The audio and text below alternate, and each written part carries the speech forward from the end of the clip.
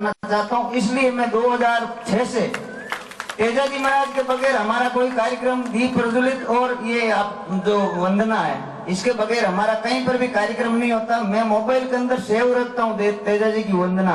जहाँ कोई मुझे बुला लेता है और वहाँ अगर तेजा वंदना नहीं होती तो मैं रोक करके मैं बोलता हूँ तेजा वंदना। भाई तेजा जी की अगर वंदना नहीं है तो मैं इस कार्यक्रम में भाग नहीं ले सकता। मैं 7 देशों के सम्मेलन में गया था एक बार, वहां भी मैंने 2 ही जयकारे लगाए थे। लोग जानते ही नहीं थे तेजा जी को। मैंने वहां पर भी तेजा जी और चौधरी चरण सिंह का जयकारा लगाया। क्यों? कि हम अपनी कौम के महापुरुषों को हम पूजाएंगे, दूसरा कोई नहीं पूजाएगा। और मैं जब भी कोई कार्यक्रम करता हूँ तो मेरे पीछे महाराजा सूरजमल और तेजा जी का फोटो हमेशा होता है। आप मेरी कोई भी प्रेस कॉन्फ्रेंस देख सकते हो, बिना इसके मैं करता नहीं। जैसे बीजेपी के लोग दीनदयाल उपाध्याय, श्यामा प्रसाद मुखर्जी की फोटो रखते हैं, कांग्रेस के लोग गांधी और नेहरू की फोटो रखते हैं, वैसे ही हमारे समाज के लोगों को जब भी प्रेस कॉन्फ्रेंस का काम पड़े तो पीछे हमारे तेजा जी महाराज और महाराजा सूरजमल का फोटो होना चाहिए। फोकट में विज्ञापन होता है हमारा।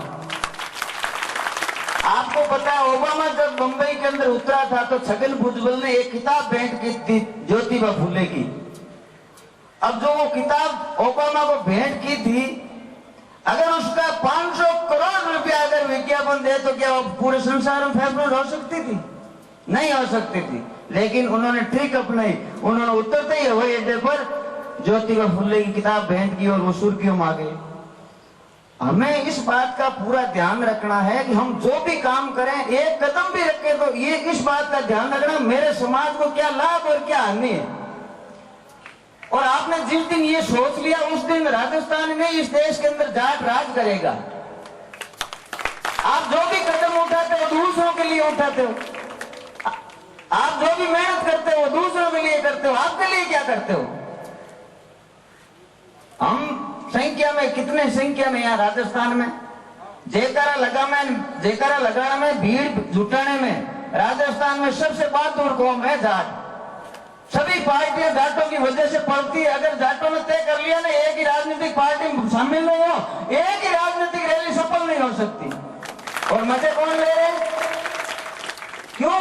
कि हमने जो कदम उठाया वो हमने सोच समझ कर नहीं उठाया। हमारी कौम प्यारी नहीं है, हम अपनी कौम के प्रति वफादार नहीं है। अगर कौम के प्रति वफादार होते तो आज हमें ये दिन देखने नहीं पड़ते जो आज पूरे देश के अंदर जाटों की दुर्गति हो रही है। इसलिए कौम के प्रति वफादार बनो। हिंदुस्तान के अंदर एक जाट ऐसी कौम है जो बार बार 1000 बार टूटती है। इसका कारण क्या है? आप कौम के प्रति वफादार का हमारा जो मुख्य मकसद था वो 2 ही थे। बाद में साइड में और होते गए, लेकिन हमारा मुख्य जो उद्देश्य था वो आज भी वही है और पहले भी वही था। हर जात को अपना गौरवशाली इतिहास कंठस्थ होना चाहिए, इसलिए ये शिविर लगा रहे हैं। हर जात के बच्चे को मंच पर बोलना आना चाहिए, अपनी बात रख सके, लोगों के सामने अपनी पीड़ा रख सके, अपनी बात को प्रभावशाली ढंग से रख सके, ये आना चाहिए हर जात को। आज मारवाड़ी में कहें बोले जी कर बोबरा बिकनी बोले जी कर जवानी पड़ी नहीं दिया, बोलना सीखो।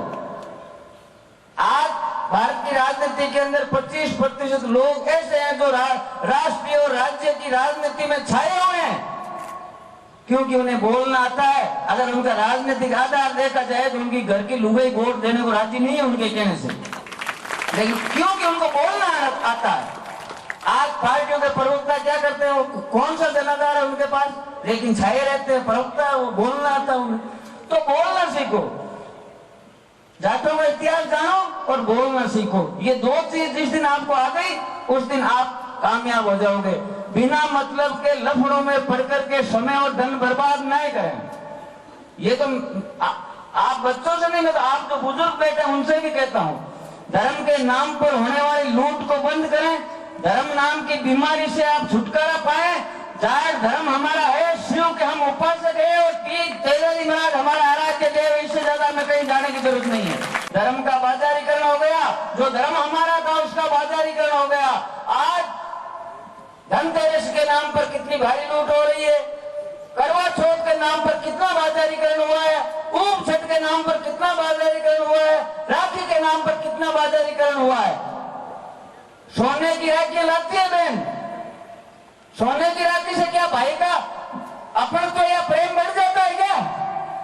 अगर वो सोने की राखी लाने वाली बहन को भाई ने अगर थोड़ा सा कम दे दिया उपहार के रूप में, तो वो गाड़ी निकालती हुई जाएगी। इसका मतलब प्रेम राखी से नहीं बढ़ता है, प्रेम दिल से होता है। ये बाजारीकरण है, हुआ खड़ा कर देते हैं राखियों की भरमार। अखबार में हम देखते नहीं एड, ये बाजारीकरण है धर्म का। करवा चौथ को बहुत बड़े बड़े विज्ञापन आते हैं और बड़ी बड़ी हीरोइनों के फोटो आते हैं, टीवी पर आते हैं। आज फलाने हीरोइन ने सूरज को देखा और पति के दीर्घायु की कामना की। अब उनको पूछने वाला है अगली करवा चौथ तक ये इसके रहेगी कि नहीं रहेगी, यही गारंटी नहीं है।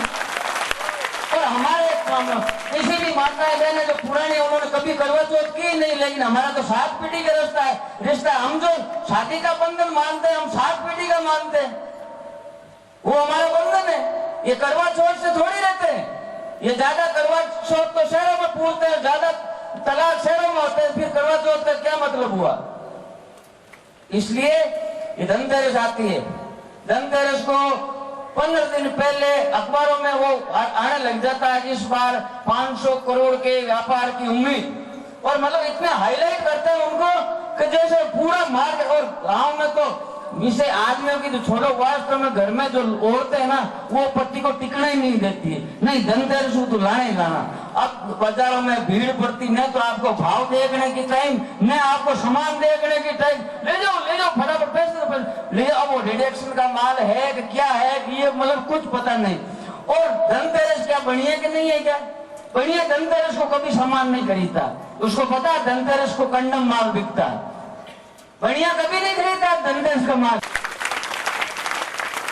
तो आप बिना मतलब के लोगों के हमेशा ही लोग जो पोस्ट डालते हैं ना फेसबुक व्हाट्सएप, उसको कॉपी करके फॉरवर्ड कर देते हैं। उसमें देखते नहीं, यही हालत जाटों की गांव में है।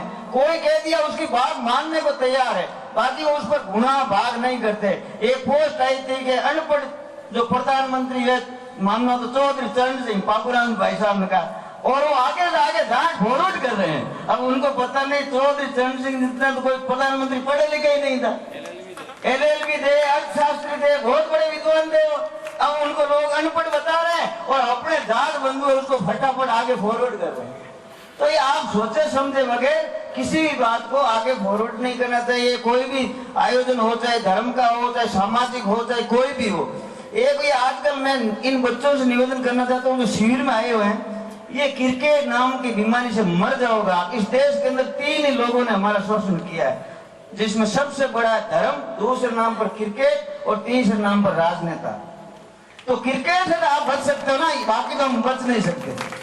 अब इस 40-48 डिग्री टेम्परेचर पर गर्मी में क्रिकेट क्या मिलेगा आपको? अगर आपको खेलना ही है, खेल के अंदर दम दिखाना है, तो कबड्डी में आओ। 120 में से 72 जाट है प्रो कबड्डी में। कुश्ती में आओ, ये भी आने वाली। बॉक्सिंग में आओ, आप बास्केटबॉल में आओ, ये भी आपकी ये प्रो कबड्डी होती है। वैसे होने वाली सब जो खेल है ना, उनका बाजारीकरण होने वाला है, क्योंकि कंपनियों को पैसे मिल रहे हैं। तो आप खेलों में जरूर दें, लेकिन इस क्रिकेट में अपना समय और धन बर्बाद करके अपने स्वास्थ्य को भी नुकसान क्या मिलेगा आपको? बताओ, क्या वर्जिश है इसके अंदर? 5 दिन तक टेस्ट मैच के अंदर कोई खिलाड़ी खड़ा है और वो बॉर्डर पर खड़ा है ना, तो उसकी गारंटी नहीं है 5 दिन में एक बार भी उसके पास बॉल आएगी कि नहीं आएगी। क्या कसरत हो रही है इसमें? एक सामने वाला पीट कर रहा है, एक फेंक रहा है, 2 ही आदमी और क्या? क्यों समय बर्बाद करते हो? क्यों मतलब इन टीआरपी बढ़ा रहे हो इन चोरों की? इसलिए मैं आज मेहमान ज्यादा है और भी बात करते चाहता हूँ।